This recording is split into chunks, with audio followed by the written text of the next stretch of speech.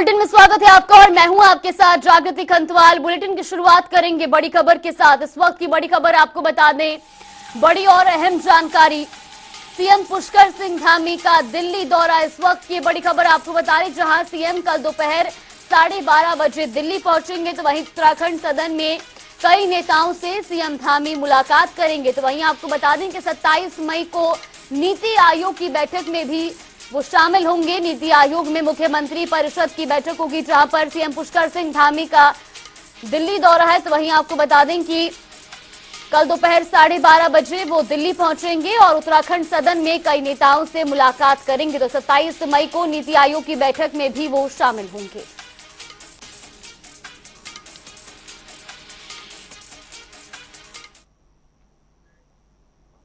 भारतीय रेलवे लगातार देश के कई हिस्सों में वंदे भारत ट्रेन को शुरू करने का काम कर रहा है। ऐसे में आज उत्तराखंड को पहली बार वंदे भारत ट्रेन मिल गई है। प्रधानमंत्री नरेंद्र मोदी ने वीडियो कॉन्फ्रेंसिंग के जरिए वंदे भारत एक्सप्रेस को हरी झंडी दिखाकर उत्तराखंड के लोगों को समर्पित किया। पहाड़ में वंदे भारत की रफ्तार, उत्तराखंड की जनता को विकास की सौगात, पहाड़ को मिली रफ्तार की सौगात, पहाड़ को वंदे भारत वाली सौगात। 4.5 घंटे में देहरादून टू दिल्ली, पीएम मोदी ने दिखाई हरी झंडी। उत्तराखंड को पहली वंदे भारत एक्सप्रेस का तोहफा मिल गया है। आज प्रधानमंत्री नरेंद्र मोदी ने वीडियो कॉन्फ्रेंसिंग के जरिए वंदे भारत एक्सप्रेस को हरी झंडी दिखाकर रवाना किया। उत्तराखंड के सभी लोगों को वंदे भारत एक्सप्रेस ट्रेन की बहुत बहुत बधाई। दिल्ली और देहरादून के बीच चलने वाली ये ट्रेन देश की राजधानी को देवभूमि से और तेज गति से जोड़ेगी। वंदे भारत से दिल्ली देहरादून के बीच रेल सफर में अब समय भी काफी कम हो जाएगा। इस ट्रेन की गति तो अपनी जगह है ही, जो सुविधाएं हैं वो भी सफर को आनंददायक बनाने वाली है। वंदे भारत एक्सप्रेस देहरादून से दिल्ली के आनंद विहार तक चलेगी, जो 5 स्टेशन पर रुकेगी, जिसमें हरिद्वार, रुड़की, सहारनपुर, मुजफ्फरनगर, मेरठ शामिल है। ये ट्रेन सिर्फ 4.5 घंटे में ही देहरादून से दिल्ली तक का सफर तय करेगी। ट्रेन की रवानगी के वक्त सीएम धामी और केंद्रीय रेल मंत्री अश्विनी वैष्णव मौजूद रहे। बहुत ही सौभाग्य का दिन है आज कि माननीय प्रधानमंत्री जी देवभूमि को एक अत्याधुनिक ट्रेन वंदे भारत का बहुत बड़ा तोहफा, बहुत बड़ी सौगात दे रहे हैं। साथियों, इस पवित्र भूमि के लिए आप सोचिए, आज से 10 साल पहले जब रेलवे के विकास की बात आती थी केंद्र सरकार की तरफ से, आज से 10 साल पहले मिलता था मात्र 187 करोड़ रुपीस।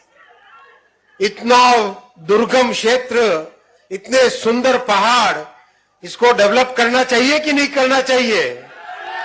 तो उसके लिए फंड्स चाहिए होते हैं। माननीय मोदी जी ने 2014 में आते ही, माननीय मोदी जी ने 2014 में देश की जिम्मेदारी संभालते ही तुरंत उत्तराखंड के लिए फंड्स की व्यवस्था की, रेलवे की। 2000 करोड़, 3000 करोड़, 4000 करोड़, और इस साल कितना दिया है मोदी जी ने? 5000 करोड़, 5000 करोड़। साथियों, ये होता है काम करने का प्रधानमंत्री जी का जज्बा और उत्तराखंड के लिए कमिटमेंट। सर्वप्रथम उत्तराखंड की राजधानी देहरादून को वंदे भारत एक्सप्रेस तथा हमारे प्रदेश को 100% विद्युतीकरण रेल लाइन की सौगात देने के लिए उत्तराखंड की देवतुल्य जनता की ओर से आदरणीय प्रधानमंत्री जी का और रेल मंत्री जी का कोटि कोटि धन्यवाद देता हूं। आज देवभूमि उत्तराखंड के लिए ये ऐतिहासिक दिन है और इस ऐतिहासिक दिन को हम सभी को साक्षी बनने का मौका मिला है। ये हम सब का सौभाग्य है। आज आदरणीय प्रधानमंत्री जी का जो उत्तराखंड के प्रति विशेष प्रेम है, उसी का प्रतिफल है कि जिसकी दूरी अभी थोड़ी देर पहले बताया जा रहा था कि 8 घंटे में 9 घंटे में देहरादून से दिल्ली की दूरी तय होती थी, अब ये दूरी महज 4.5 घंटे में पूरी की जा सकेगी। दिल्ली का सफर पूरा किया जा सकेगा। देहरादून और दिल्ली के बीच चलने वाली ये ट्रेन देश की राजधानी को देवभूमि से जोड़ेगी। इसमें 570 यात्रियों के बैठने की क्षमता है। ये तो हम सभी जानते हैं। हर वंदे भारत पूरी तरह से एसी फैसिलिटी के साथ है। वंदे भारत ट्रेन में 8 कोच, एसी एयर कार के 7 कोच, एग्जीक्यूटिव क्लास का 1 कोच, मॉडर्न तकनीक वाली कुर्सियां, 65 किलोमीटर प्रति घंटा औसत रफ्तार, सामान्य किराया 775 रुपए, भोजन के साथ 900 रुपए, एग्जीक्यूटिव क्लास 1540 रुपए। आखिरकार उत्तराखंड को वंदे भारत की रफ्तार मिल ही गई। सीएम धामी के नेतृत्व में उत्तराखंड विकास के पथ पर दौड़ रहा है और जनता वंदे भारत की सौगात से खुश नजर आ रही है। ब्यूरो रिपोर्ट, जनता टीवी। वहीं उत्तराखंड के मुख्यमंत्री पुष्कर सिंह धामी आज बिजनौर के गांव हेमपुर प्रथया पहुंचे, जहां आपको बता दें कि पूर्व परिवहन मंत्री और एमएलसी अशोक कटारिया के गांव में आयोजित कथा एवं भंडारे में सीएम धामी ने शिरकत की। मुख्यमंत्री पहले कथा स्थल पर पहुंचे, वहां गुरुदेव के सम्मुख पुष्प अर्पित किए। इसके बाद पंडाल में उपस्थित जनता के साथ बातचीत की और अभिवादन स्वीकार किया। इससे पहले भारतीय जनता पार्टी के प्रदेशाध्यक्ष चौधरी भूपेंद्र सिंह भी वहां पर पहुंचे थे। 19 राजनीतिक दलों के नए संसद भवन के उद्घाटन कार्यक्रम को बहिष्कार किए जाने पर उत्तराखंड के सीएम पुष्कर सिंह धामी ने आज मामले में प्रतिक्रिया दी है। उन्होंने कहा कि आने वाले समय में देश कांग्रेस और उसके सहयोगियों का बहिष्कार करेगा। सीएम धामी ने कहा कि कांग्रेस सहित कुल 20 विपक्षी दलों ने नए संसद भवन के उद्घाटन के बहिष्कार की घोषणा की है। उन्होंने कहा कि राष्ट्रपति द्रौपदी मुर्मू के बिना भवन का उद्घाटन करने का प्रधानमंत्री नरेंद्र मोदी का निर्णय राष्ट्रपति के उच्च कार्यालय का अपमान करता है और संविधान के पत्र और भावना का उल्लंघन करता है। मान सम्मान और स्वाभिमान पूरी दुनिया के अंदर बढ़ता है, तो कांग्रेस केवल विघ्न और बाधाएं करने का काम करती है। ये इनका कल्चर बन चुका है। केवल विरोध के लिए विरोध करना इनके पास कुछ नहीं है।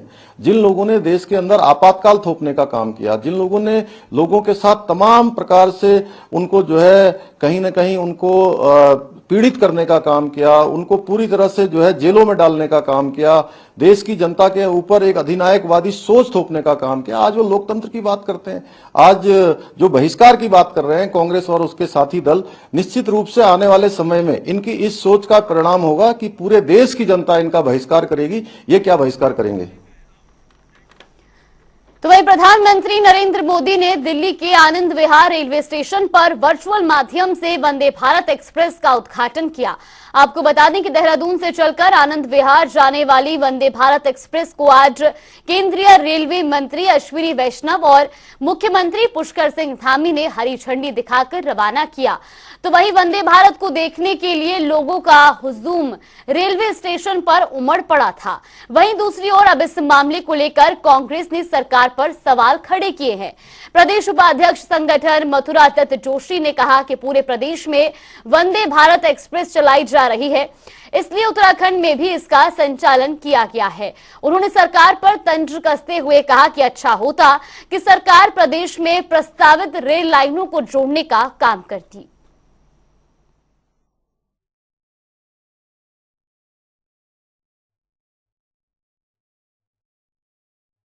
आपने ठीक कहा, गंगा बह तो नहीं रही है और जिससे वजह से रिस्पना को और बिंदाल को सुखाने का काम नहीं किया, वो जरूर सुखा है।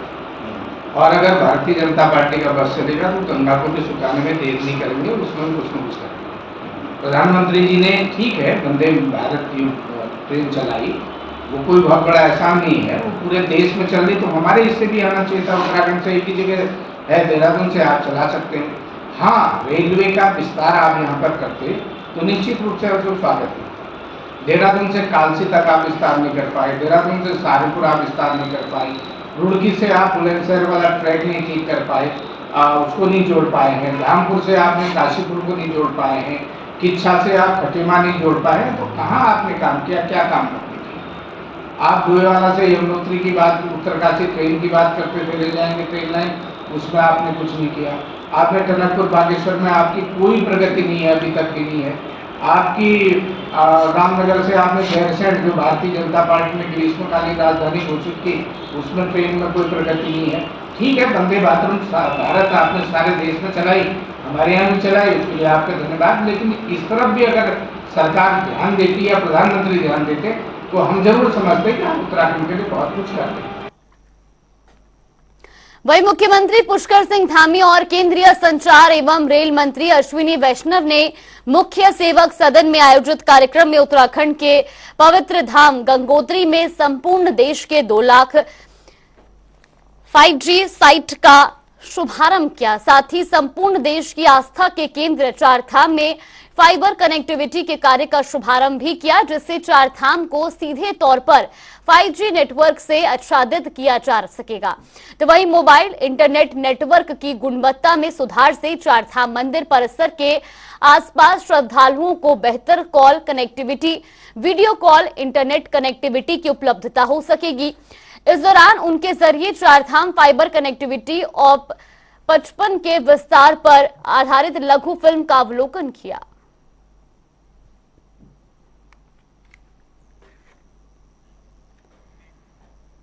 तो वही उत्तराखंड विद्यालय शिक्षा परिषद बोर्ड की ओर से प्रदेश के 10वीं और 12वीं के नतीजे घोषित हो गए हैं। माध्यमिक शिक्षा निदेशक सीमा जौनसारी ने बोर्ड सभागार में एग्जाम रिजल्ट जारी किया, जिसमें टिहरी गढ़वाल निवासी सुशांत चंद्रवंशी ने 10वीं बोर्ड में टॉप किया है। सुशांत चंद्रवंशी ने 99% अंक प्राप्त कर प्रदेश भर में प्रथम स्थान हासिल किया है। तो वहीं 12वीं बोर्ड में छात्रा तनु चौहान ने 97.60% अंक प्राप्त कर प्रदेश में नंबर 1 स्थान हासिल किया है। तनु चौहान जसपुर उधम सिंह नगर की रहने वाली है।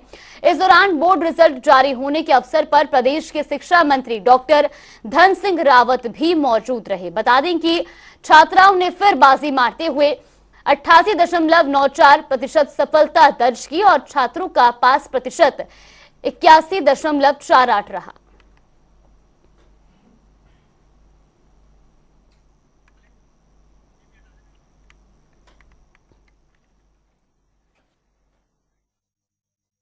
हमारा रिजल्ट काफ़ी अच्छा है, जो क्योंकि हाई स्कूल में आपने देखा है कि 7% रिजल्ट गत वर्ष की परीक्षाओं से बढ़ा है और इंटर में 1% घटा है, क्योंकि 2021 में जो कोविड की वजह से सभी स्कूल बंद थे और उस समय जो है परीक्षाएं नहीं हुई थी, तो हम लोगों ने उनके जो इंटरनल जो एग्ज़ाम्स थे उसके आधार पर उनको परीक्षा दी थी।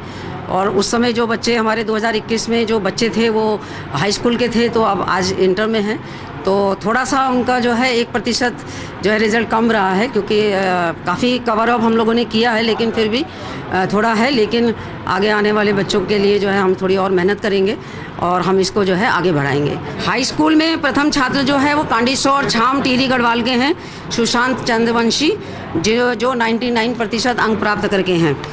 और इंटरमीडिएट में जो आई हैं वो कुमारी तनु चौहान हैं, वो जसपुर उधम सिंह नगर की छात्रा हैं और जिन्होंने 97.60 अंक प्राप्त किए। उत्तराखंड को वर्ष 2025 तक सशक्त राज्य बनाने के लिए प्रदेश सरकार ने कमर कस ली है। विभागों की ओर से तैयार किए गए अल्प, मध्य व दीर्घकालिक रोड मैप को धरातल पर मूर्त रूप देने की दिशा में सरकार सक्रिय हो गई है। इस क्रम में मुख्यमंत्री पुष्कर सिंह धामी ने विभागों के रोड मैप की समीक्षा की श्रृंखला शुरू की है। उन्होंने कृषि और उद्यान विभाग के रोड मैप की समीक्षा करते हुए राज्य में मिलेट यानी मोटे अनाज उत्पादन को बढ़ाने पर ध्यान केंद्रित करने के निर्देश दिए हैं।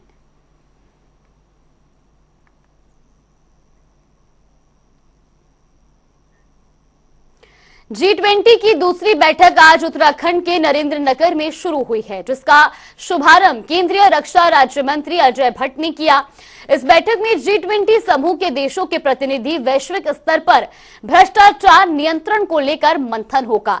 केंद्रीय रक्षा राज्य मंत्री अजय भट्ट ने कहा कि आज ये समस्या दुनिया के सभी देशों में व्याप्त है, इसलिए समस्या का समाधान निकालना जरूरी है, जिसमें एक बैठक पूर्व में हो चुकी है और दूसरी बैठक उत्तराखंड में चल रही है। वहीं तीसरी बैठक किसी और राज्य में होगी।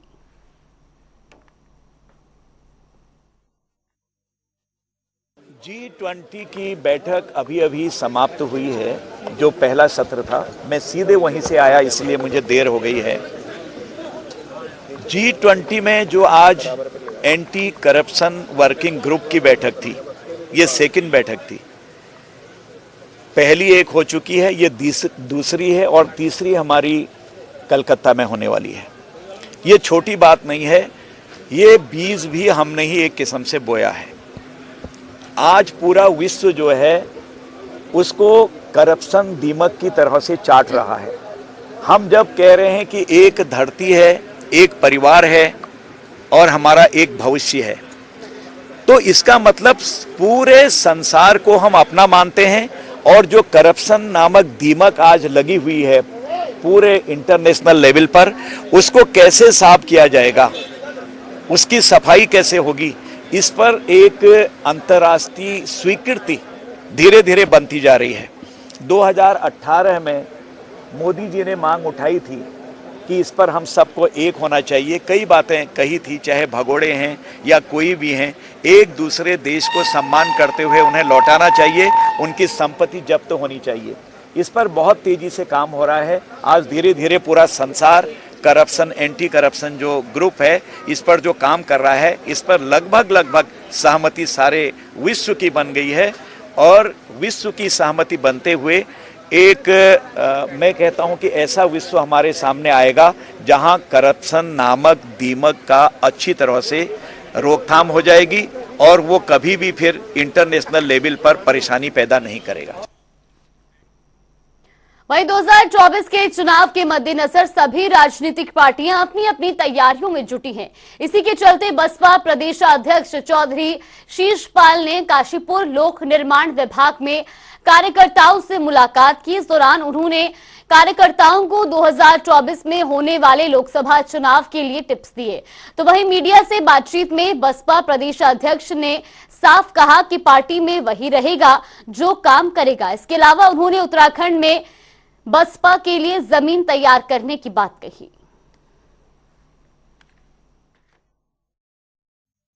मैं आप सभी लोगों का धन्यवाद करता हूं और अपनी बहुजन समाज पार्टी के जो बहुत जिम्मेदार साथी यहां आए हैं, मैं इनका भी तहे दिल से शुक्रिया अदा करता हूं, साथ में आपका भी करता हूं। और जो कुमायूं मंडल का दौरा आज है, ये तो बहुजन समाज पार्टी का माननीय बहन जी ने मुझे तीसरी बार प्रदेश अध्यक्ष बनाया है। मैं माननीय बहन जी का शुक्रगुजार हूँ कि उन्होंने मेरे अंदर कुछ देखा होगा, मैं उनका सिपाही हूँ। और मैं आज अपने साथियों से, मेरे जो ज़िले के पदाधिकारी हैं, मेरे सीनियर साथी भी आ रहे हैं, तो जिला committee, booth committee, sector committee, इन कमेटियों पर हम चर्चा करेंगे और बहुजन समाज पार्टी का जो संगठन है उसको मजबूती की ओर ले जाएं, अपना बूथ जीतें और 24 का चुनाव है लोकसभा का, उसमें हम अच्छी तैयारी के साथ, पहाड़ पर हाथी दिखना चाहिए, इसलिए अपने कार्यकर्ताओं के साथ बैठक करके उस पर चर्चा करें। आपने इसको किस तरीके से दोबारा खड़ा करें? मैं इस तरीके से इसको देखता हूँ, बहुजन समाज पार्टी के कुछ साथी, जो जिम्मेदार साथी माननीय बहन जी जिनको लगाती हैं, उनमें कुछ कमियां हो सकती हैं कि वो थोड़ा पूर्ण रूप से सक्रिय होकर के काम ना करें, परंतु बहुजन समाज पार्टी का जो वोट ऑफ परसेंटेज है वो बराबर रहता है, वो कहीं किस्म का नहीं है। मैं मान सकता हूँ कि उत्तराखंड में हमारे 6 विधायक रहे, 8 विधायक रहे, 4 विधायक रहे, ये तो राजनीति का एक परिदृश्य है, ये चलता रहता है। पर मुझे जिम्मेदारी मिली है तीसरी बार, पहले कम समय जिम्मेदारी मिली थी। मैं पूरा प्रयत्न करूँगा बूथ पे काम करने का, जिलों में काम करने का, लोकसभा में काम करने का, पूरा अपने साथियों को भी और जितने जिम्मेदार साथी हैं उनको भी लगा करके संगठन में काम करूंगा, मजबूती मिलेगी। हरिद्वार में चल रही विश्व हिंदू परिषद के केंद्रीय मार्गदर्शक मंडल की बैठक के पहले दिन समलैंगिकता का मुद्दा छाया रहा। बैठक के पहले सेशन में सुप्रीम कोर्ट ने समलैंगिकता को लेकर बढ़ती जा रही उदारता पर नाराजगी जताई, तो वहीं संतों ने कहा कि समलैंगिकता एक अप्राकृतिक कृत्य और संस्कृति के लिए हानिकारक है, समाज में इसको बढ़ावा नहीं दिया जाना चाहिए। मीटिंग के पहले सेशन में विश्व हिंदू परिषद के पदाधिकारियों और साधु संतों ने एक मत से इस पर रोक लगाने की मांग की। भारत के मुख्य न्यायाधीश को पत्र लिखकर इस पर रोक लगाने की मांग की जाएगी। तो वहीं आपको बता दें कि हरिद्वार के कनखल में विश्व हिंदू परिषद के केंद्रीय मार्गदर्शक मंडल की बैठक चल रही है, जिसमें परिषद के सभी केंद्रीय पदाधिकारी और बड़ी संख्या में साधु संत शिरकत कर रहे हैं।